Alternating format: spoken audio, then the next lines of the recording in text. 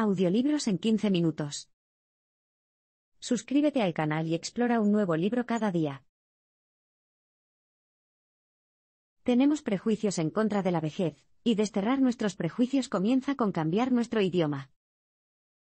Cuando escuchas la palabra viejo, ¿qué te viene a la mente? No intentes encontrar la respuesta correcta. Solo toma nota de lo que se te ocurra. El profesor Winnicko hace esta pregunta a sus nuevos estudiantes de posgrado en medicina cada año en la Universidad de California en Berkeley. Si eres como la mayoría de ellos, probablemente hayas enumerado cosas como arrugado, calvo o agachado. Quizás también incluiste frágil, débil, enfermo o frágil. Estas asociaciones clasifican el envejecimiento como un descenso de los placeres de la juventud a las dificultades de la vejez. Este sesgo es, en parte, una cuestión de desconocimiento. Durante la gran mayoría de la historia de la humanidad, la mayoría de las personas nunca llegaron a la vejez. Como resultado, la humanidad ha tenido más tiempo para estudiar a niños y adultos.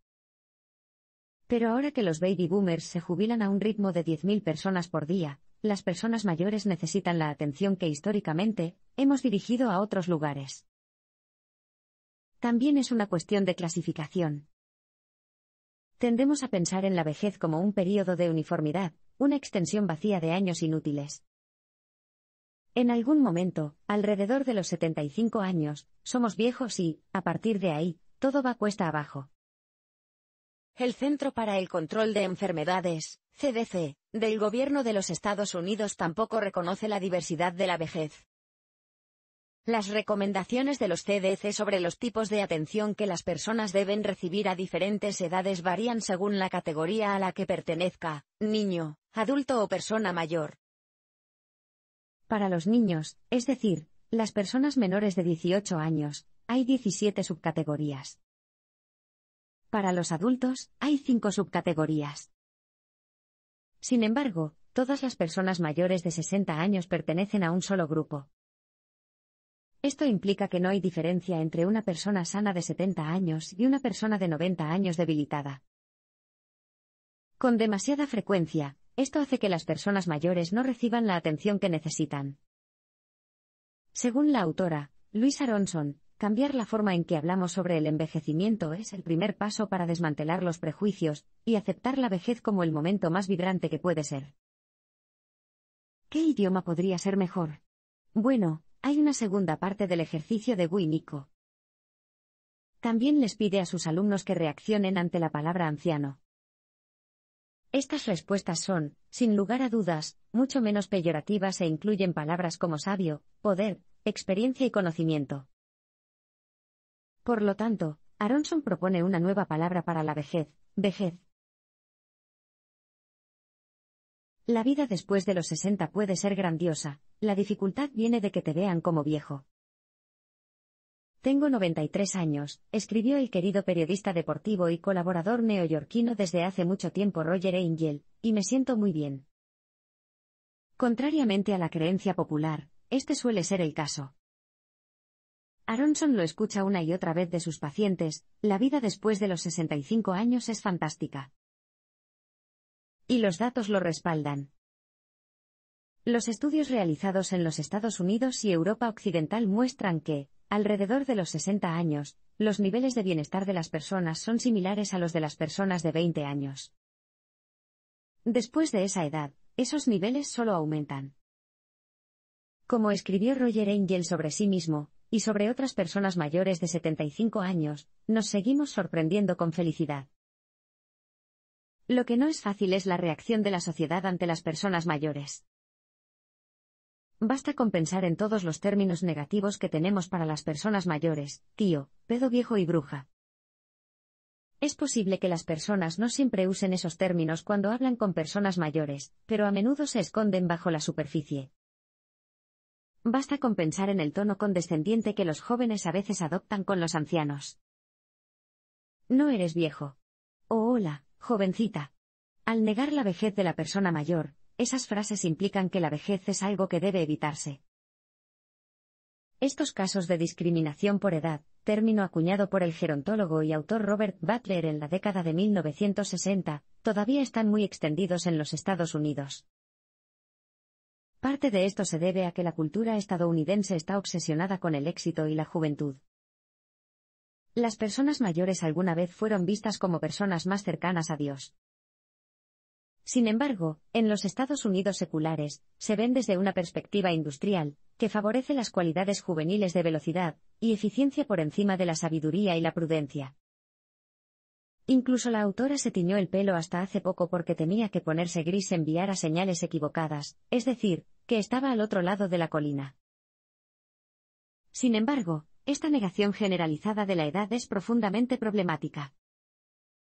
Como dijo una vez la escritora de fantasía Ursula K. Le Guin, decirme que mi vejez no existe es decirme que no existo. La vejez no es una enfermedad, es hacia donde nos dirigimos todos. Así que haríamos bien en tratar a los que ya han llegado allí con amabilidad y dignidad. Las personas mayores necesitan relaciones y un propósito, cosas que las instituciones de atención no ofrecen. En una popular charla TED, el psiquiatra de Harvard Robert Waldinger hace una pregunta profunda: ¿qué nos hace felices y saludables a lo largo de la vida? Según los más de 80 años de datos recopilados por el Estudio de Desarrollo de Adultos de Harvard, la respuesta es tan simple como profunda: las relaciones. Por relaciones, no nos referimos a un grupo de amigos de Facebook. La cantidad no es importante. Lo que importa es la calidad. Bastará entre una y unas pocas relaciones cercanas y confiables. Tener una pareja estable y amorosa tampoco hace daño. Lo segundo después de las relaciones es un sentido de propósito o una razón para levantarse por la mañana. Desafortunadamente, el sistema de salud estadounidense no tiene en cuenta estas necesidades. Tampoco lo hacen las personas que dirigen hogares de ancianos. Muchas personas mayores que viven en hogares de ancianos se sienten aisladas, a pesar de estar rodeadas de otras personas. Según un artículo publicado en la revista académica Perspectives on Psychological Science, se ha demostrado que la soledad aumenta la mortalidad en un 26%. Los médicos de los hospitales a menudo no gestionan el traslado de los pacientes a hogares de ancianos de una manera que beneficie al paciente. En 2017, el Journal of American Geriatrics Society publicó un artículo que exploraba este mismo tema. A menudo se presiona a los médicos para que den de alta a los pacientes de los hospitales, y no existe un sistema para vincular a los pacientes con hogares de ancianos adecuados. Las consecuencias de estas brechas pueden ser devastadoras. Tomemos el ejemplo de Neeta, una anciana que se fracturó la cadera, y fue ingresada en el hospital para ser operada. La cirugía salió bien y la dieron de alta a un hogar de ancianos que su hijo había elegido porque estaba cerca de donde vivía. Nadie le advirtió sobre el centro, que le daba a su madre medicamentos innecesarios, no la alimentaba lo suficiente y no comenzaba la fisioterapia a tiempo. Esta negligencia provocó desnutrición y una úlcera por presión masiva. El hospicio se convirtió en su única opción. Por supuesto, también hay finales felices en los hogares de ancianos.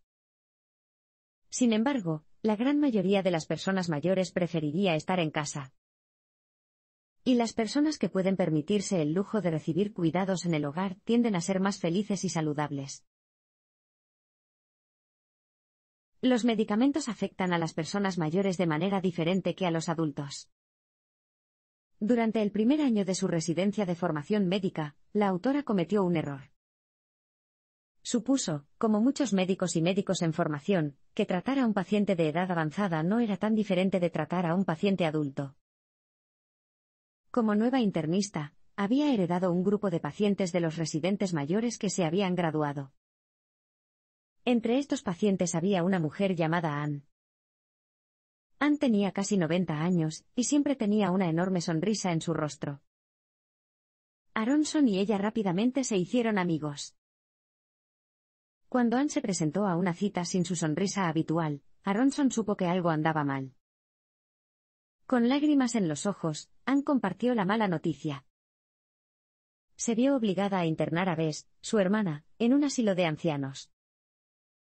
Antes de esto, Anne había estado cuidando a Bess, pero estaba demasiado débil para seguir haciéndolo.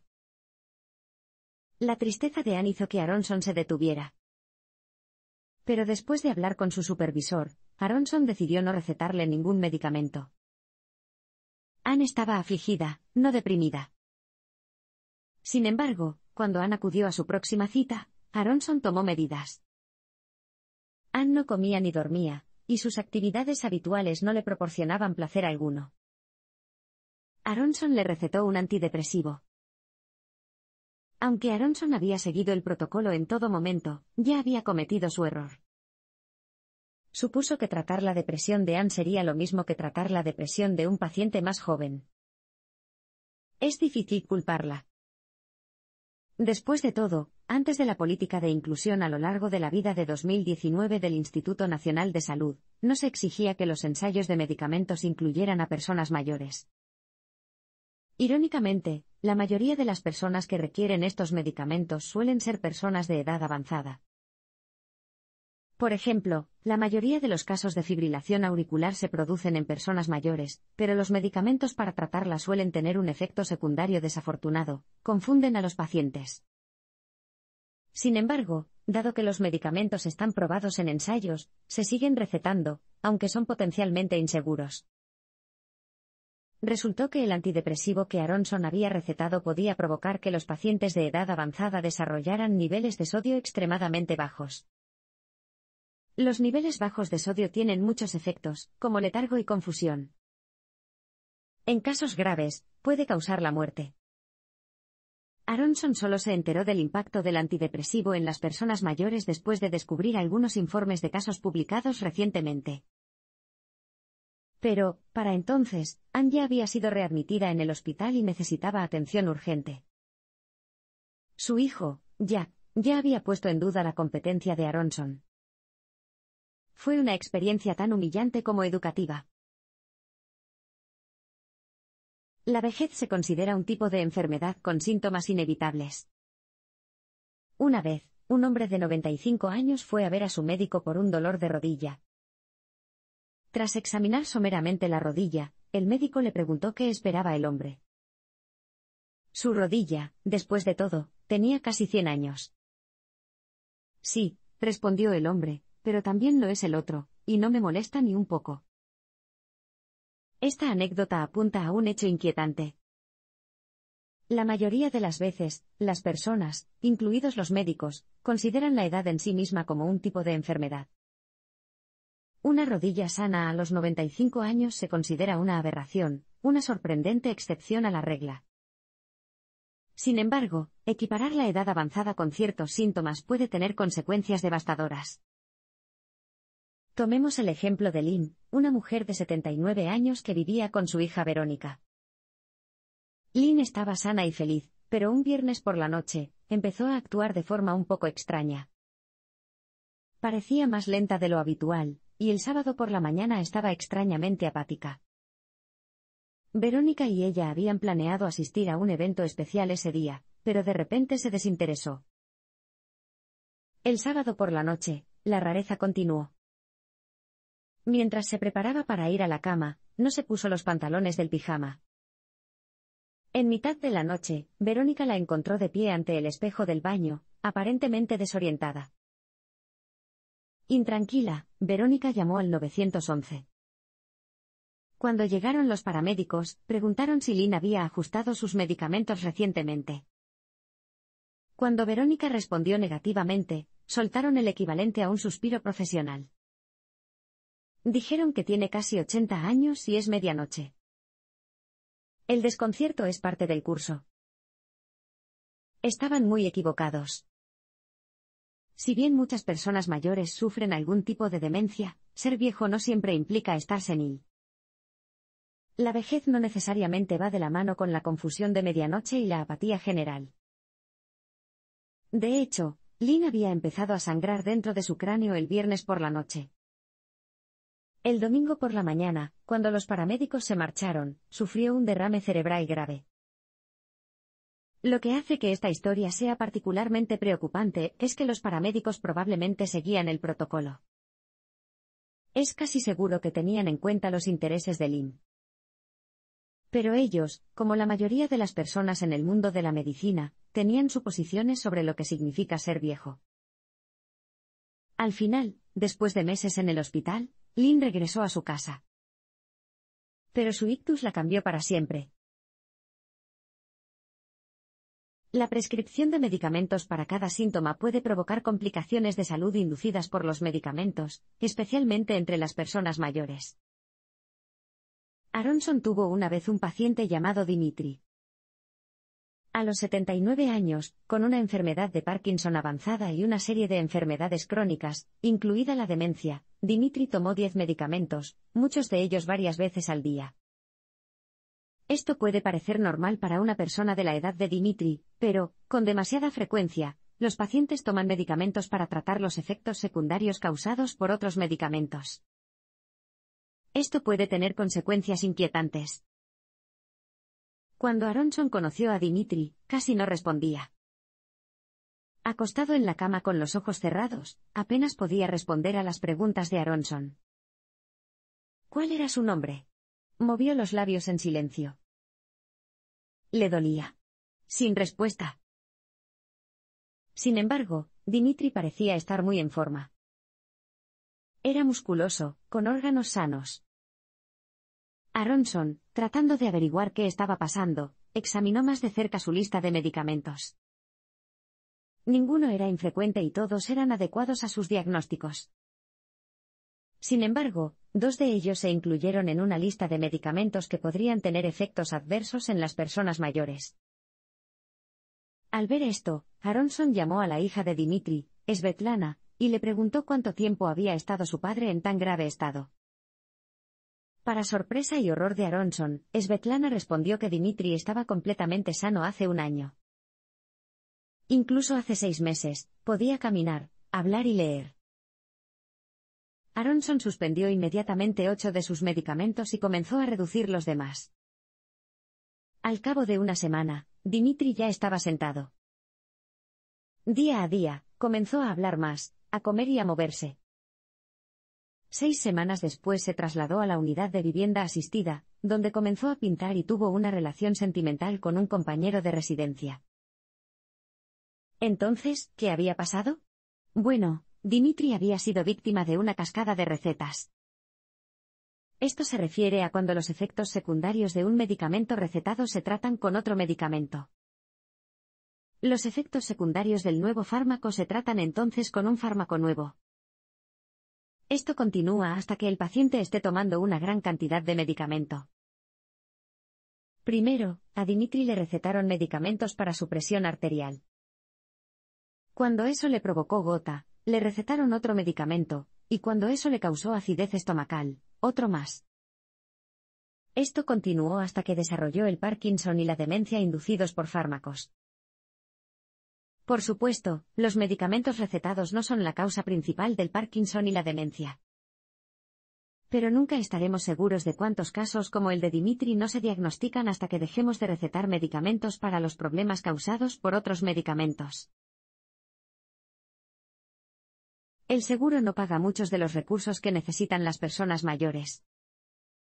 Para la mayoría de las personas mayores, la capacidad de funcionar es más importante que la vida misma. En un estudio reciente de pacientes de edad avanzada con enfermedades graves, la incapacidad para levantarse de la cama, y la necesidad de cuidados las 24 horas del día figuraron como peores que la muerte. Sin embargo, en los Estados Unidos, muchos de los recursos que ayudarían a las personas mayores a permanecer independientes, como los andadores, los audífonos, las dentaduras postizas y las gafas, se consideran no médicos. Por lo tanto, los proveedores de seguros de salud no los cubren. Si eres rico, puedes permitirte estas cosas. Las personas que reciben Medicaid, el programa de seguro médico del gobierno de los Estados Unidos para estadounidenses de bajos ingresos, también pueden tener acceso a ellos. Pero la mayoría de las personas no son ni muy ricas ni muy pobres. Sin embargo, se ven obligados a pagar la factura, a menudo considerable. Al definir los tratamientos como médicos y los dispositivos de asistencia, audífonos, anteojos, etc. Como no médicos, los Estados Unidos ponen a los pacientes en una situación confusa. Por ejemplo, es posible someterse a una cirugía ocular con láser, pero no la solución mucho más sencilla, gafas. Del mismo modo, puede ponerse un implante coclear cuando lo que realmente necesita es un audífono. ¿Cómo ha ocurrido esto? Bueno, es político.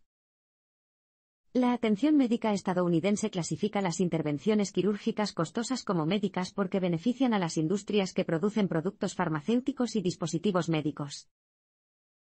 Estas industrias, a su vez, apoyan a los candidatos políticos que aceptan defender esta taxonomía. Sabiendo que este apoyo hará que sean reelegidos, estos políticos no luchan por la reclasificación de los dispositivos de asistencia, audífonos, anteojos, etc. Como médicos. Tal como están las cosas hoy en día, la vejez se define precisamente por esas injusticias. En los Estados Unidos, el sistema médico actual está diseñado para curar enfermedades, no para brindar cuidados que puedan impedir su desarrollo. Mientras tanto, la sociedad occidental define verse bien como verse joven. Si no cuestionamos estos prejuicios, tanto personales como políticos, no nos sorprenderá que afecten negativamente a nuestra propia vejez.